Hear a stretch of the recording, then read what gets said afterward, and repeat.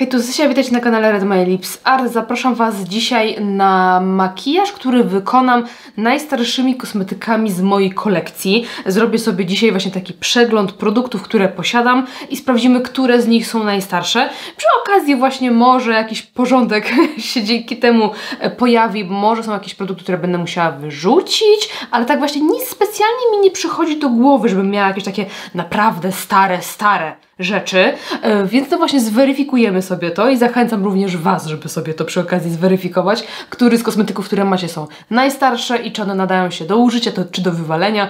Także zobaczmy, jak mi pójdzie. Trzymajcie za mnie kciuki i zapraszam do oglądania. Zacznijmy od podkładów. Tutaj jestem taka w miarę pewna siebie, jeżeli chodzi o podkłady, że raczej nic takiego starego tutaj nie powinnam mieć. Niech no pomyślę. O, dobra. Chyba to będzie Danessa Myricks, to jest podkład Vision Cream Cover. On jest bardzo mocno kryjący, dlatego też bardzo malutko go używam, więc jest go cały czas sporo. No to wydaje mi się, że te faktycznie są najstarsze, ale to nie jest źle, bo one nie są jakieś takie bardzo stare, wiecie, takie już nie zepsute czy coś takiego. I ja pomieszam sobie dwa kolory, bo ten jest za jasny, ten jest za ciemny. Tu jest N02 i N03. To są takie dosłownie, no taka po kropelce dosłownie każdego z tych podkładów, bo tutaj całą pompkę wycisnąć to jest po prostu zbrodnia. Odcień chyba będzie ok, ale jeszcze może właśnie sprawdzę bazy. No, z bazami też jestem w miarę pewna, że nie powinnam mieć jakiejś tutaj staroci. Wydaje mi się, że chyba najstarszą jest ta moja baza z Flower Nose, którą mam w projekcie Project Pan. No to chyba musimy użyć tej. To dobrze się składa, że akurat tą mam w projekcie, skoro jest najstarsza. Tu mi się akurat baza pod ten podkład przyda, bo on wygląda mega ciężko, jak się go źle zaaplikuje. I lecę, to jest ilość, jaką sobie wyłożyłam. Po takiej dosłownie kropelce jednego i drugiego koloru. Zobaczcie, jak wyrównał koloryt, a jeszcze tego podkładu mi tutaj całkiem sporo zostało. Także to jest naprawdę terminator, jeżeli chodzi o krycie. Przechodzimy do korektorów i najstarszy, jaki mam, to jest obecnie ten Spec Expert brzoskwiniowy z Glam Shopu. Nabiorę trochę na pędzelek. Nie wiem, czy on jest wycofany, czy był wycofywany, czy to była jakaś wyprzedaż, ale bardzo będzie go szkoda, jak go nie będzie w ofercie Glamu, bo ja bardzo chętnie bym go kupiła ponownie, jak ten mi się skończy.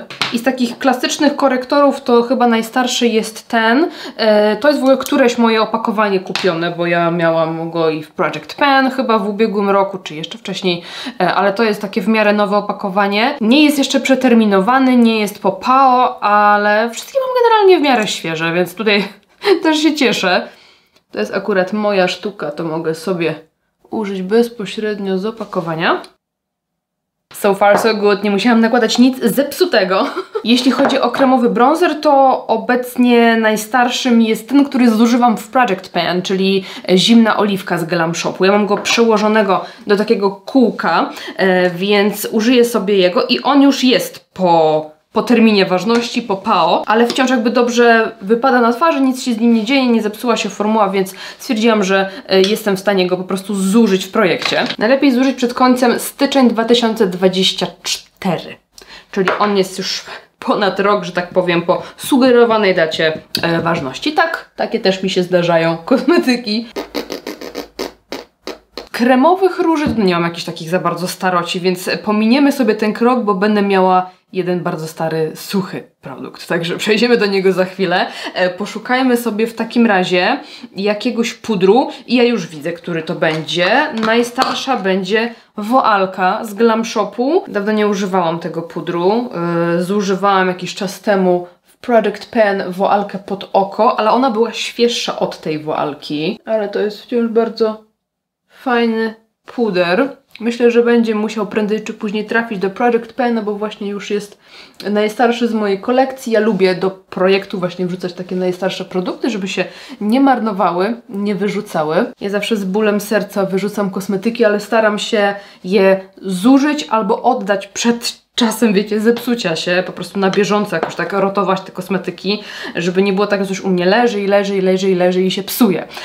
Także mamy woalkę na twarzy. No jest to ładny puder, bardzo go lubię. No i właśnie przechodzimy do suchych produktów i tutaj mam takiego jednego, naprawdę takiego, wiecie, dinozaura. I jest to paletka od LH Cosmetics i ona jest bardzo stara. Ona jest bardzo stara. Nie powiem Wam dokładnie, ile ona ma lat, ale myślę, że z 8. To był jeden z pierwszych produktów LH Cosmetics i ja też w tym czasie, jak on został wypuszczony, to właśnie w ogóle udało mi się wygrać tą paletę.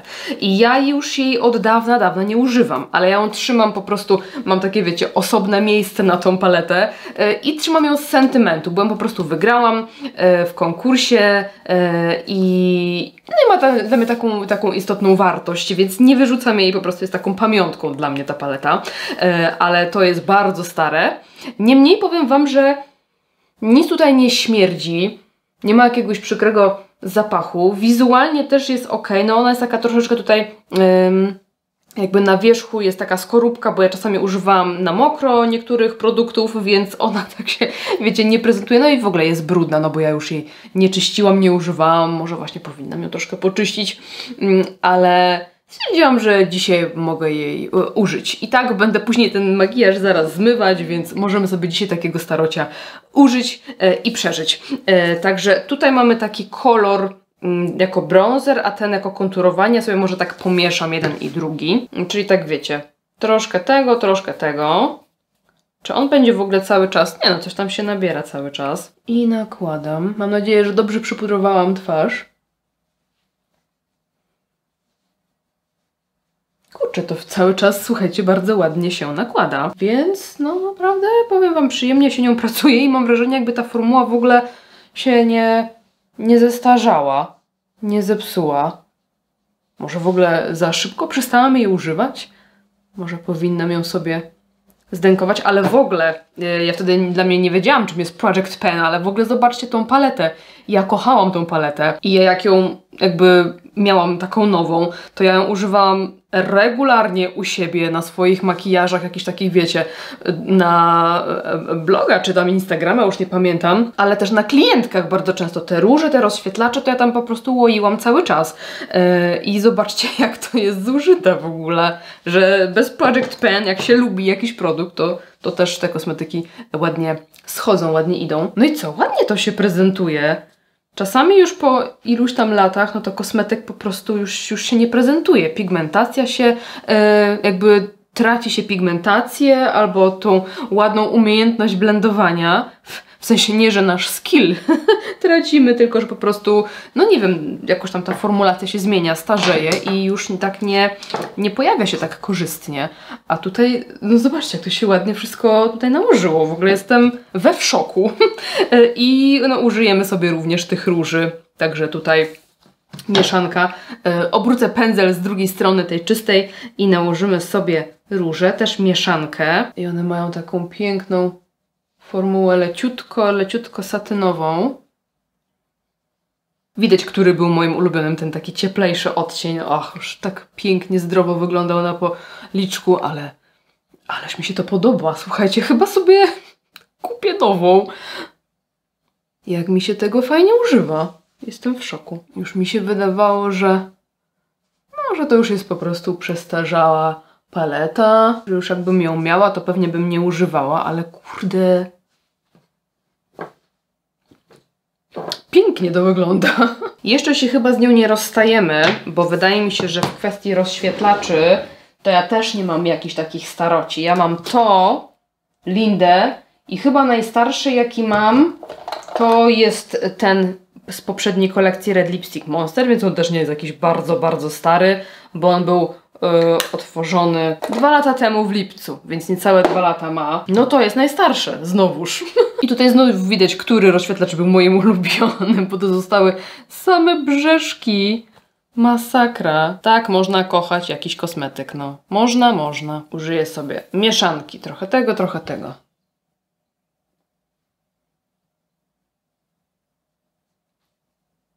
No naprawdę, słuchajcie, ta formuła się nie zestarzała.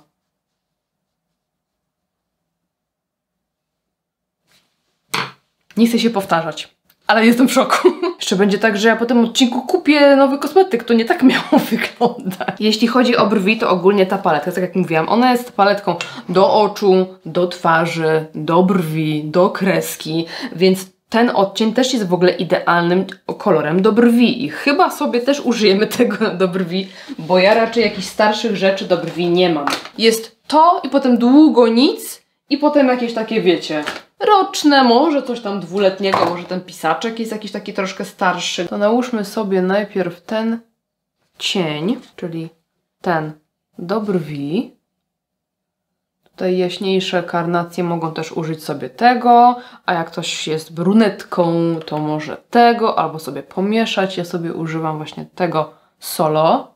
No i użyję sobie do utrwalenia takiej maskary do brwi. To jest maskara z NYXa, którą też mam w projekcie, bo ona była otwarta pod koniec 2023 roku, więc ma jakieś 1,5 roku. Teoretycznie PAO ma 6 miesięcy.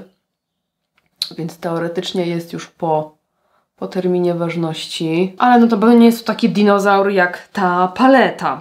Także wydaje mi się, że z paletą to już jesteśmy tutaj. W ogóle błyszczę się cały czas, bo ta woalka w ogóle nic mnie nie zmatowiła, a te podkłady są takie dosyć tłuste, więc no mam taki, wiecie, zdrowy glow na twarzy.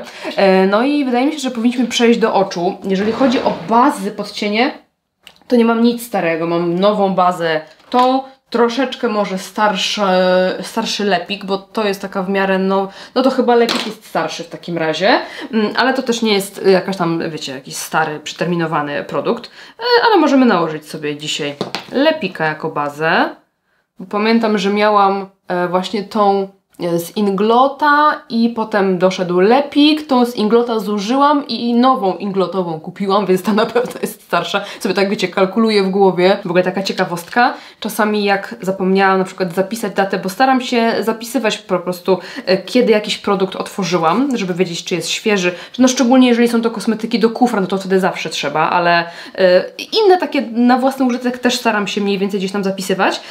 A czasami jak mi się zapomniało zapisać, to przeglądałam sobie po prostu swoje filmiki na YouTubie albo swoje makijaże na Instagramie, żeby po prostu zobaczyć, kiedy użyłam danego produktu i wtedy pamiętam, kiedy był mniej więcej otworzony, nie? Także moje prywatne archiwum, kiedy coś zostało użyte. I jeżeli chodzi o palety, to ja też chyba wiem, co będę miała najstarszego, ale jeszcze muszę tutaj się upewnić. No, robiłam jakiś czas temu porządki z moimi pojedynczymi cieniami z Glam Shopu i tutaj jest mieszanka dziewiątek z Glam Shopu i mieszanka po prostu cieni pojedynczych i wydaje mi się, że te będą najstarsze, jeżeli chodzi o takie, nie wiem, pojedyncze cienie. Niektóre dziewiątki będą nowsze, niektóre będą starsze. Ja się tych starych właśnie pozbyłam. Ostatnio robiłam odcinek tutaj dla osób wspierających i pokazywałam te porządki, więc tam na pewno wywaliłam większość cieni, na przykład z palety w zielone, z palety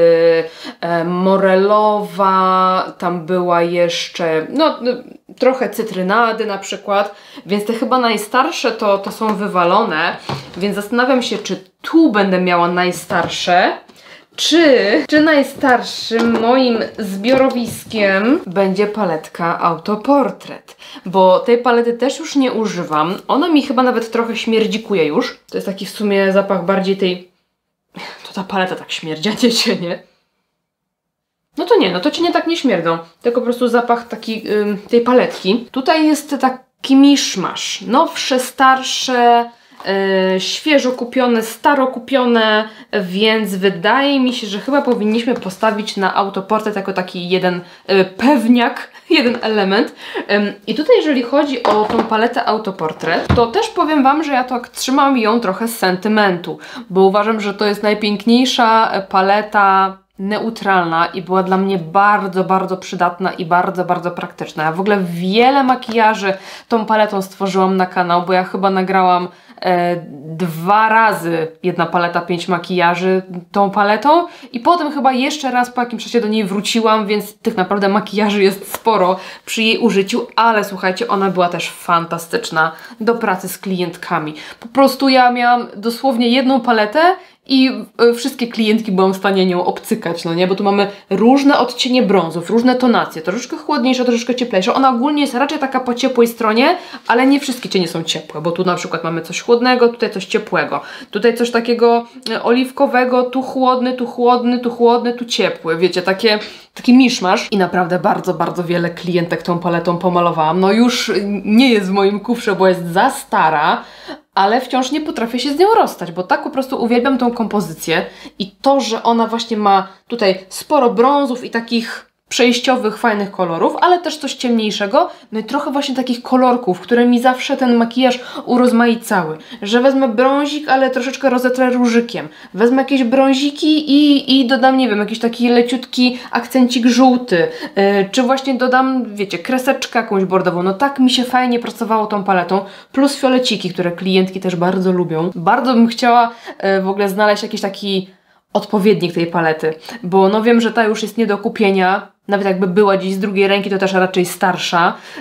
No marzy mi się comeback tej palety. Przypuszczam, że nie będzie, no bo tutaj wiem, że Hania mówiła, że raczej rezygnuje z takich dużych formatów, no bo jednak konsumenci wolą mniejsze, ale powiem Wam, że naprawdę byłabym pierwszą osobą, która by kupiła tą paletę, gdyby ona wróciła. Naprawdę uwielbiam ją. I liczę, że może uda mi się kiedyś znaleźć jakiś taki odpowiednik, coś podobnego jak to. Więc nie ukrywam, że trochę się ekscytuję na używanie jej dzisiaj na oczach, więc te dwie palety to są takie produkty, które wiem, że są stare, już ich nie używam, ale je trzymam po prostu z sentymentu, bo bardzo lubię te kosmetyki.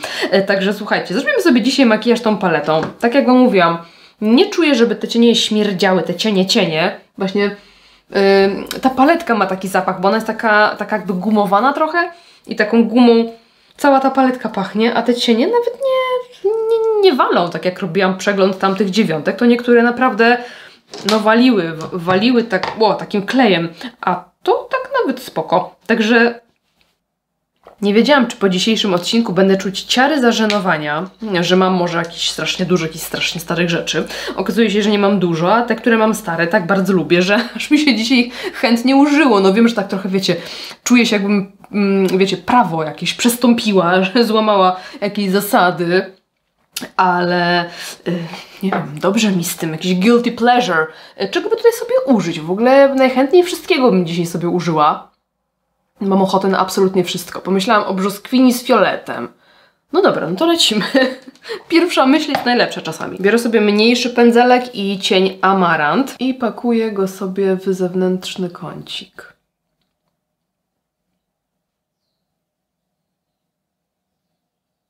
I teraz pytanie, czy ja źle rozłożyłam bazę, czy ona mi się już trochę zebrała?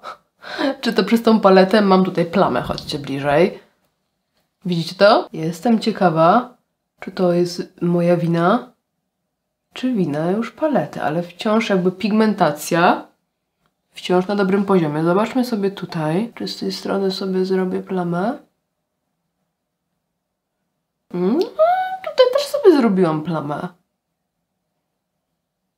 Ale pigmentacja wciąż jest bardzo ładna. Chociaż nie, no to mi się wydaje, że to jest kwestia bazy jakoś tak nałożonej, że ona mi się, wiecie, od mrugania już zdążyła zebrać. Trochę na dolną powiekę też nakładam i przechodzę sobie do słodkiej brzoskwini. Tutaj ten kolorek. Inny pędzelek, troszkę lżejszy i sobie tą słodką brzoskwinią tutaj przeblendowuję załamanie powieki. Lekko wyciągam ten kolor.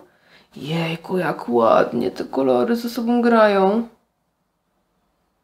Pamiętam, że jak została wypuszczona ta kolekcja, to znaczy ta współpraca, no jakby Hani z Glam Shopu dla Glam Shopu, to wypuściła dwie paletki, właśnie Autoportret i Alter Ego i się zastanawiałam, którą kupić, no bo wiedziałam, że nie kupię dwóch, bo po prostu gdzieś tam finansowo nie byłam w stanie i tak rozkminiałam, którą kupić, no tak serducho ciągnęło do Alter Ego, która była bardzo, bardzo kolorowa i szalona, ale tak czułam, że ta będzie też fajna i że no jednak będzie się trochę lepiej oglądać, bo ja też ją kupiłam pod kątem nagrania odcinka na kanał.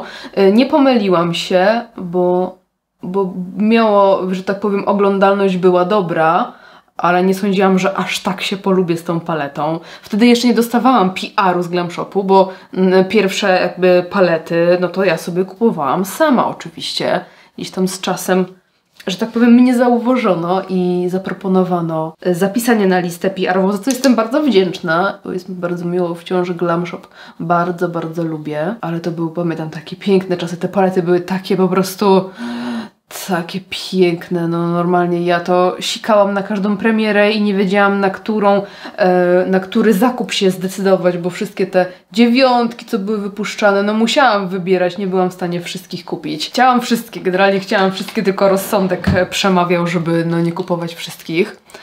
Dołożę sobie trochę tego lepika, tutaj w miejsce, gdzie mam tą plamkę i z tej strony też już mogłam poczekać i zrobić jedno oko na raz. I doklepię sobie, zobaczymy, czy uda mi się to zakryć. Dawno nie miałam jakichś takich przygód z cieniami, to zapomniałam nawet, że coś takiego się może w ogóle dziać. Widzę, że nie uratowałam tej sytuacji. To spróbujemy w takim razie nałożyć sobie inny cień, którym sobie na przykład przyciemnimy trochę ten make-up.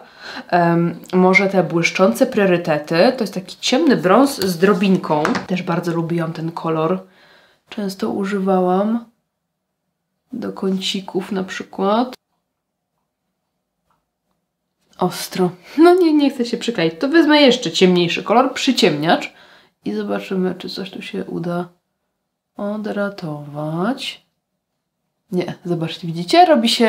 Robi się takie dziursko. Ostro, w ogóle tak dawno nie miałam. W ogóle czemu ja się cieszę? Mega dawno nie miałam takiej sytuacji, żeby mi się robiła dziura. Więc jest kolejny sposób na uratowanie takiej sytuacji, mianowicie kremowy cień. Wezmę sobie trochę, to jest akurat Lamel. Nie jest to bardzo stary kosmetyk z mojej kolekcji, ale już musicie mi wybaczyć. Staram się uratować makijaż i nakładam trochę tego kremowego cienia. No właśnie tutaj w miejscu buby. Nakładam najwięcej w miejsce tej buby, ale też rozkładam równomiernie, no tak, żeby nie było teraz tak, że w tym miejscu mi się przyklei, wiecie, taki blob cienia, a dookoła potem znowu będzie jakoś inaczej, więc musimy to tak dobrze rozłożyć. Na pewno chcielibyście znać odpowiedź na pytanie, czy można używać kosmetyki po terminie ważności. Ja bardzo często takie pytania dostaję, w ogóle dostaję pytania na zasadzie Sysia, jak długo po terminie można, czy ja mogę używać 5-letniej palety i tak dalej, i tak dalej. I ja Wam na te pytania nie odpowiem. Wiem, jaką odpowiedź chcielibyście usłyszeć, ale nie mogę Wam tego powiedzieć. Jakby nasze przekonania to jest jedno, rozsądek to jest drugie, a jakieś takie, wiecie, potwierdzenie naukowe to jest trzecia sprawa. I jeszcze raz, błyszczące priorytety, czyli brąz, wklepuję, bo jak się zbada pod mikroskopem taki kosmetyk, to się okazuje, że jest tam dużo mikroorganizmów, które są dla nas niekorzystne i niebezpieczne nawet.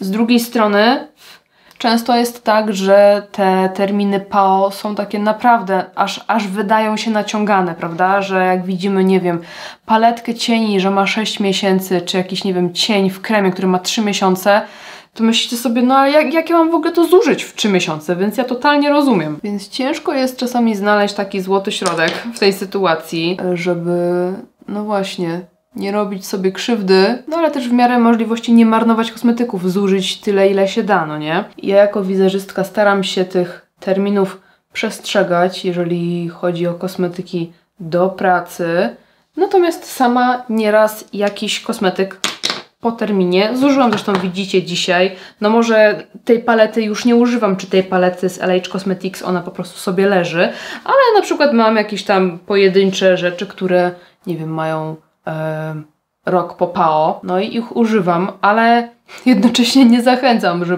żeby to robić i żeby używać jakichś takich totalnych staroci. Biorę sobie teraz cień ciepło-cieplej i tym ciepło-cieplej sobie jeszcze bardziej tutaj rozcieram, robię sobie taki piękny zachód słońca, kolorystyczny i trochę wewnętrzny kącik i tak, żeby rozblendować dolną powiekę delikatnie. I wracając do tematu właśnie tych terminów ważności, to wydaje mi się, że we wszystkim jest ważny zdrowy rozsądek. Zachęcam jednak, żeby pilnować tych dat i pilnować tego, żeby kosmetyki były świeże, bo one są po prostu bezpieczniejsze. A żeby kosmetyk był świeży i bezpieczniejszy, po prostu nie powinniśmy kupować nad wyraz tego, ile potrzebujemy, bo jak będziemy mieć 1 czy 2 podkłady, to bez problemu zużyjemy ten podkład w jego terminie ważności, no nie? I podobnie z innymi kosmetykami. Wiem, że są takie produkty, których chcemy mieć więcej, właśnie chociażby cieni, żeby mieć różnorodność. I prawda jest taka, że akurat cienie starzeją się troszeczkę wolniej, szczególnie maty, no bo tam nie ma takich, wiecie, psujących się składników, takich jak, nie wiem, jakieś takie tłuszczowe produkty, czy płynne, gdzie te bakterie się mocniej rozwijają. Więc wszelkiego rodzaju takie płynne, kremowe produkty zdecydowanie zachęcam, żeby utrzymywać jednak w tych datach ważności. Jak zużyjecie miesiąc po dacie ważności, to się nic nie stanie, ale wiecie, żeby nie trzymać 5 lat takiego podkładu, czy jakiegoś, nie wiem, płynnego różu. Więc są takie rzeczy, które warto jednak pilnować, których warto pilnować w kwestii dat ważności. I to na pewno będą produkty płynne, kremowe, produkty do cery, maskary, podkłady, korektory, płynne róże, bronzery i tak dalej. Eyelinery. No i co myślicie o tym oczku? No kolorki moim zdaniem są po prostu piękne. Tutaj widzę, że delikatnie sobie coś sypnęłam, więc muszę uratować sytuację. No naprawdę, słuchajcie, nie wiem, czy dobrze zrobiłam, że nagrywam ten odcinek, bo mi się teraz zachciało mieć tą paletę po prostu świeżą. Wiem, że już jej nie dostanę. Mam wprawdzie na oku jedną, która jest troszkę zbliżona i tak mi się kojarzy. I to jest paleta z Lunar Beauty, ale to nie jest to samo, nie? To nie jest to samo. No nic, dokończmy to oko. Widzę, że mi mryga bateria, więc będę musiała chyba za chwilę zrobić sobie przerwę. Także lecimy jeszcze z cieniami. I tutaj bym coś nałożyła... A może właśnie macik? Może właśnie początek sobie nałożę. Co? Matowe też są ładne makijaże. Więc nakładam tutaj na resztę powieki po prostu beżyk. Podładowałam przez chwilę baterię i w międzyczasie wytuszowałam rzęsy i obsypałam się piegami. Dopudrowałam się też troszeczkę tutaj, bo już wyglądałam po prostu koszmarnie. Jednak połączenie tłustego podkładu i rozświetlającego pudru to nie jest idealne kombo dla mojej cery, więc troszkę się dopudrowałam. I przechodzimy, słuchajcie, do makijażu ust. No bo w kwestii tutaj oczu maskary nie miałam żadnej jakiejś starej, na szczęście, więc po prostu wytuszowałam moją regularną, którą mam. No i przechodzimy do makijażu ust. I już się tutaj zastanawiałam, czy będę miała jakąś taką starą konturówkę, ale powiem Wam, że tak przeglądam i nie będę miała na pewno nic takiego, wiecie, starego, jakiegoś przeterminowanego, jakiegoś mega wiekowego. Wydaje mi się, że chyba jedną z najstarszych będzie ta Line Loud z NYXa, ale to nie jest jakby stara, wiecie, przestarzała, przeterminowana, tylko chyba najstarsza z nich. Tak mi się wydaje, aczkolwiek wolałabym raczej dopasować do tego, co będę miała w kwestii szminek, bo myślę, że w kwestii szminek mogę mieć coś starego, bo ja, wiecie, że ja szmineczki kocham i ja się często mam problem z rozstawaniem się ze swoimi szminkami. Tak jak bardzo chętnie rozdaję różnego rodzaju kosmetyki, tak te szminki, no też oczywiście gdzieś tam się dzielę tymi szminkami, ale no najtrudniej mi to przychodzi, żeby w ogóle czegoś z kolekcji pozbywać. Wydaje mi się, że po prostu każdy kolor jest mi potrzebny i się przyda. Także wydaje mi się, że mogę mieć tutaj w tej kwestii jakiegoś po prostu dziadka. Więc zobaczmy, co ja tutaj mam. W błyszczykach to powiem Wam, że jest ok. Chyba Fat Oil ten jest najstarszy, więc nie jest źle. Na razie go sobie odstawię. Zastygających to prawie nic tutaj nie mam. Tu jest nowe. No ostatnio pokazywałam Wam w Project Pen, że wywalałam taką bardzo starą, szarą pomadkę. No to ona była taka stara, ale no już jej nie mam, już ją wyrzuciłam. Więc zastygających to już praktycznie nic. Klasycznych coś będę miała. Może Han Luxury, ale te kolory akurat, one są nowe. One tutaj są ścięte, bo przekładane do innego opakowania, ale te są akurat świeżutkie, a tych wszystkich takich starych to już się chyba pozbyłam. I chyba w ogóle najstarszym z tych heanowych. Jest ten, który zużywam i tutaj przełożyłam odcień, który jest już w tej nowej wersji, takiej beżowej, o tej niedostępny. Desert Flower 714. To wydaje mi się, że to może być mój staroć. O, i może być starociem też pomadka z YSL. Ona może mieć... raz, dwa, 3, 4 lata, więc obstawiałabym, że któraś z tych może połączymy sobie po prostu obie i już. Nie wiem, czy ta konturówka tu będzie nam grać. Spróbujmy, zobaczmy. W ogóle mam na ustach trochę błyszczyka. Ej, to też nie jest źle. Jakoś tak fakt, że jakiś czas temu robiłam porządki tutaj z jakimiś ustawowymi rzeczami, ale spodziewałam się, że tutaj będę miała jakieś takie, wiecie, jakieś dziadki, takie ekstremalne dziadki, a jednak nie jest źle. To użyję teraz tej pomadki trochę. Klepię ją sobie na całe usta. Tu kolorystycznie będzie chyba spoczko pasować. Jest ładnie. I nie wiem, czy coś mi da nałożenie jeszcze tego. Tutaj pędzelkiem. I chyba sobie muszę dołożyć różu, bo teraz jakoś tak przy tych kolorach intensywnych na oku i na ustach to mi czegoś brakuje na policzku, więc wracam sobie do mojej naprawdę starej paletki. I tak starych rzeczy jak ta paletka już nie polecam używać. Czyli wiecie, ja maluję, ale nie róbcie tego w domu, ja idę to zaraz zmyć. Nawet co może walnę jakąś maseczkę. I makijaż, moi drodzy, jest skończony. Spodziewałam się, że jednak tych staroci będę miała więcej. Ale no teraz już tak z perspektywy czasu, no to faktycznie ja staram się jednak... Czekajcie, jakiś włosek. Staram się na bieżąco te kosmetyki przeglądać i robię te przeglądy no tak w miarę często, no tam co parę miesięcy powiedzmy i staram się, wiecie, to wszystko segregować, oddawać, rozdawać i też na bieżąco, jak mam jakieś świeże rzeczy, których wiem, że nie zużyję, to staram się puszczać je dalej i tak nie gromadzę kosmetyków, na pewno jak na początku swojej drogi, jednak mam ciągle ten włosek gdzieś tutaj. I wydaje mi się, że wiele też takich staroci udaje mi się zużyć właśnie dzięki Project Pen, bo często wybieram do tego projektu właśnie produkty, które są w mojej kolekcji stare, najstarsze, takie, które mają zaraz potencjał się zepsuć albo po prostu nie chcę ich trzymać i za jakiś czas używać, jak już będą naprawdę stare i wiecie, śmierdzące. Więc wydaje mi się, że Project Pen też przyczynił się do tego, że mam całkiem sporo świeżych kosmetyków i nawet dostałam jakiś czas temu takie zapytanie, taki komentarz, czy nie powinniśmy właśnie do Project Pen dawać jakichś najstarszych, starych rzeczy, bo u mnie te wszystkie, które wybrałam do projektu, wydają się takie w miarę świeże.